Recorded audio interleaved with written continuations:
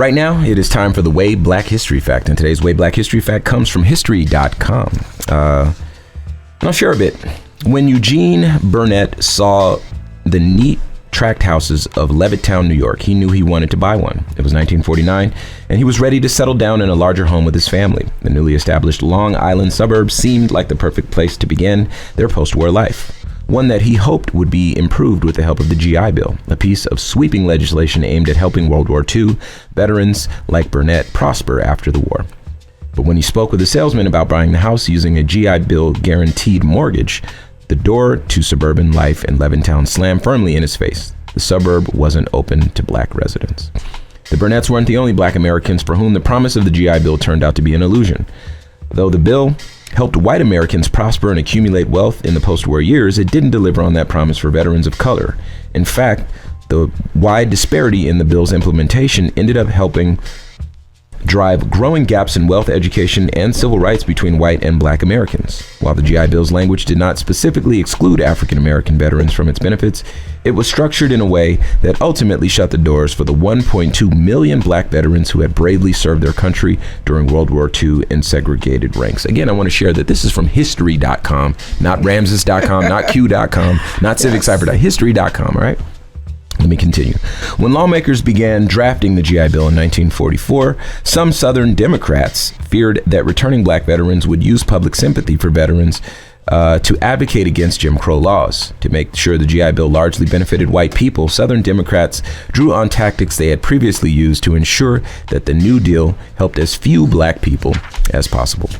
From the start, black veterans had trouble securing the G.I. Bill's benefits. Veterans who did qualify could not find facilities that delivered on the bill's promise. Black veterans in a vocational training program at a segregated high school in Indianapolis were unable to participate in activities related to plumbing, electricity, and printing because inadequate equipment was only available to white students. Simple intimidation kept others from enjoying G.I. Bill benefits. In 1947, for example, a crowd hurled rocks at black veterans as they moved into a Chicago housing development. Thousands of black veterans were attacked in the years following World War II, and some were singled out and lynched.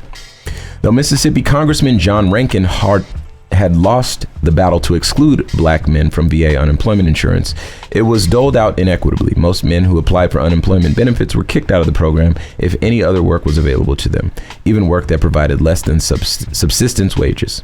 Southern postmasters were even accused of refusing to deliver the forms to black veterans needed to fill out to receive their unemployment benefits.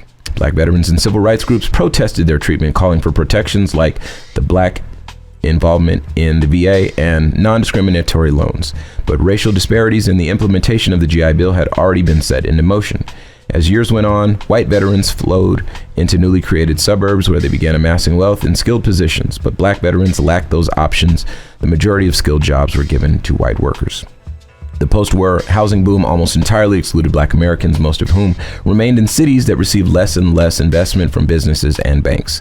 Though the G.I. Bill guaranteed low-interest mortgages and other loans, they were not administered by the VA itself. Thus, the VA could co-sign but not actually guarantee the loans. This gave white-run financial institutions free rein to refuse mortgages and loans to black people. We now know this as redlining, which, if you don't know anything about redlining, please look that up. But this is what led to that, and then there was a mass shift in wealth away from black folks after that as well.